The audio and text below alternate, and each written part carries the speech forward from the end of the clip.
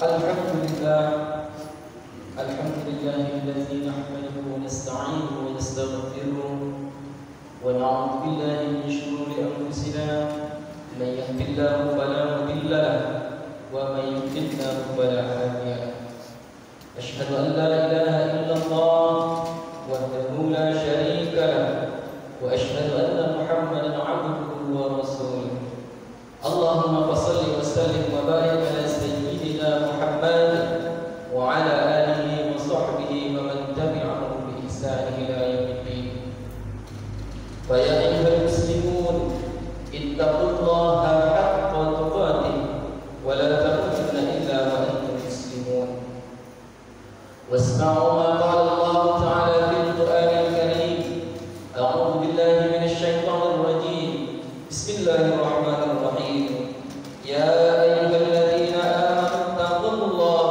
وقولوا قولا سديدا يصلح لكم أعمالكم ويغفر لكم ذنوبكم ومن يطع الله ورسوله فقد فاز فوزا عظيما صدق الله العظيم. Kaum muslimin sidang jemaah Jumat yang dirahmati Allah, puji syukur alhamdulillah kita mengucapkan kepada Allah Subhanahu wa taala atas segala nikmat yang Allah berikan kepada kita. Dengan nikmat yang diberikannya kepada kita, kita pergunakan dengan sebaik-baiknya untuk menjemput datang ke rumah Allah Subhanahu wa taala untuk melaksanakan kewajiban kita sebagai umat muslim, yaitu melaksanakan salat Jumat berjamaah. Kaum muslimin sidang jemaah Jumat yang dirahmati Allah, betapa banyak Allah berikan nikmat kepada kita bersama. Banyak saudara-saudara kita yang terbaring di rumah sakit karena dicabut oleh Allah Subhanahu wa taala nikmat sehatnya. Karena dia ingin ke masjid tapi tak bisa, dia terbaring di rumah sakit. Banyak saudara-saudara kita yang diberi nikmat sehat oleh Allah Subhanahu wa taala, tetapi Allah cabut nikmat istiqomah dalam dirinya sehingga dia tidak bisa datang ke rumah Allah untuk menunaikan kewajiban sebagai umat muslim. Salawat dan salam tidak lupa pula kita kirimkan buat baginda alam Nabi besar kita Muhammad sallallahu alaihi wasallam dengan melafazkan Allahumma salli ala sayyidina Muhammad wa ala ali sayyidina Muhammad. Assalamu alayka ya Rasulullah.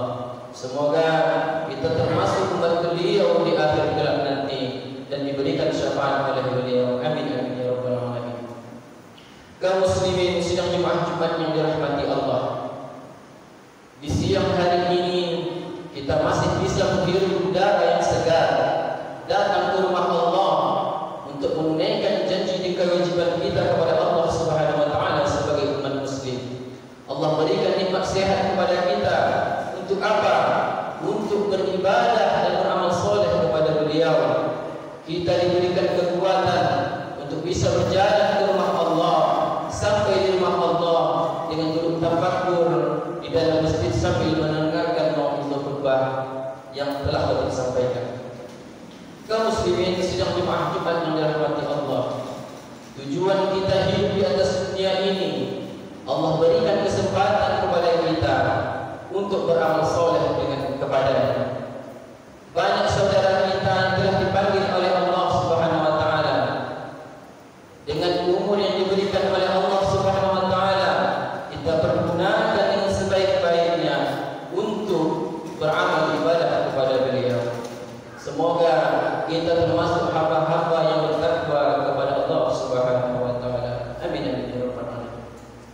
Kaum muslimin sidang jemaah Jumat yang dimuliakan Allah Subhanahu wa taala, ada beberapa hal yang perlu kita ketahui dalam menjalankan amal soleh selama hidup di dunia ini.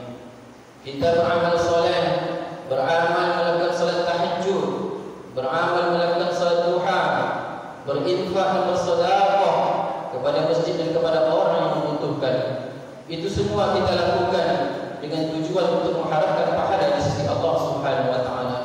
Tetapi ada yang kita lalaikan, yaitu menjaga amal yang telah kita lakukan tadi. Kata Rasulullah sallallahu alaihi wasallam, Kita masuk ke surga itu bukan karena harta yang banyak, bukan karena harta yang melimpah, tetapi karena amal ibadah yang kita lakukan selama hidup di dunia. Kata Rasulullah SAW mengatakan dalam Al-Quran, "Udkhulul jannah bima kuntum ta'lamun." Masuklah kalian ke dalam surga disebabkan amal-amal kalian. Kaum muslimin sidang Jumat yang dirahmati Allah. Sudah berapa tahun kita hidup di dunia? Sudah berapa tahun umur yang kita jalankan menghadap Allah Subhanahu wa taala? Jawaban itu hanya bisa kita jawab oleh diri kita sendiri. Sudah berapa banyak amal ibadah yang kita lakukan? Apakah lebih banyak amal ibadah yang soleh, amal soleh yang kita lakukan, atau maksiat yang kita lakukan di atas dunia ini? Mudah-mudahan Allah selalu memberikan jalan petunjuk kepada kita, jalan yang lurus kepada kita untuk selalu datang menghadapnya Rabbul Izzati. Kaum muslimin sidang jemaah Jumat yang dirahmati Allah. Rasulullah mengatakan ada tiga perkara yang dapat menggugurkan amal ibadah kita tersebut.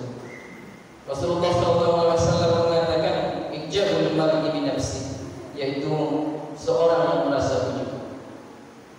Amal ibadah yang kita lakukan seumur hidup kita di atas dunia ini, itu nantinya akan bisa terhapus oleh Allah Subhanahu wa taala di akhirat kelak.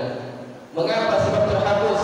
Rasulullah mengatakan karena dia mempunyai sifat ujub atau kesombongan pada dirinya. Salat tahajud yang kita lakukan, puasa yang kita lakukan, zakat yang kita bayarkan, infak dan sedekah yang kita berikan kepada orang yang membutuhkan, itu semua kita banggakan, kita sombongkan di dunia ini, maka Allah Subhanahu wa taala akan menghapuskan segala amal soleh yang kita lakukan tadi. Maka itu sangat merugikan bagi kita, karena tidak ada sedikit pun yang kita dapatkan di akhirat kelak nanti. Kaum muslimin sidang Jumat yang dirahmati Allah. Dan yang kedua kata Rasulullah, orang yang akan dihapuskan amal ibadahnya di akhirat kelak nanti, yaitu orang tidak takut kepada Allah Subhanahu wa taala. Kaum muslimin Jumat yang dirahmati Allah. Ada hal orang yang tidak takut kepada Allah, ada juga orang yang takut kepada Allah Subhanahu wa taala. Di akhirat kelak nanti ada orang yang datang dengan pahalanya sebesar gunung. Itu semua akan dihapuskan oleh Allah Subhanahu wa taala. Mengapa Allah menghapuskan? Dia tidak mempunyai rasa sedikit takut kepada Allah Subhanahu wa taala. Dia diawasi oleh keluarganya, dia diawasi oleh saudaranya, dia diawasi oleh istrinya, dia diawasi oleh anak-anaknya, diawasi dalam menjalankan ibadah amal soleh kita di atasnya. Contohnya kita sedang berpuasa, apakah seorang ayah tidak malu tidak berpuasa di hadapan anak? Dia hanya takut karena dia diawasi oleh manusia saja. Tetapi ulama-ulama kita terdahulu, jangankan di hadapan sesama manusia, di hadapan terhadap diri sendiri saja mereka takut kepada Allah Subhanahu wa taala. Kaum muslimin sidang Jumat yang dirahmati Allah. Dan yang terakhir, Rasulullah mengatakan amal yang akan dihapuskan oleh Allah Subhanahu wa taala kelak di akhirat nanti, yaitu orang yang zalim kepada saudaranya sendiri. Kaum muslimin sedang Jumat yang dirahmati Allah, perlu kita introspeksi diri kita sendiri. Apakah kita sudah zalim kepada orang, saudara, keluarga, ataupun tetangga-tetangga kita? Maka kezaliman yang kita buat itu zalim terhadap lisan kita dengan menyakiti hati saudara kita sesama muslim, ataupun saudara kita yang dipersaudarakan oleh Kesatuan Negara Republik Indonesia. Maka perlu kita ketahui amal ibadah ini kelak di hari kiamat, kata Rasulullah, dia akan dihapuskan segala amal ibadahnya dan akan diberikan kepada orang yang dizaliminya tadi. Maupun kita menzalimi dari perbuatan kita, menzalimi dari lisan kita yang dapat menyakiti hati mereka, maka pahala yang kita dapatkan tadi akan diberikan kepada orang yang kita zalimi tersebut.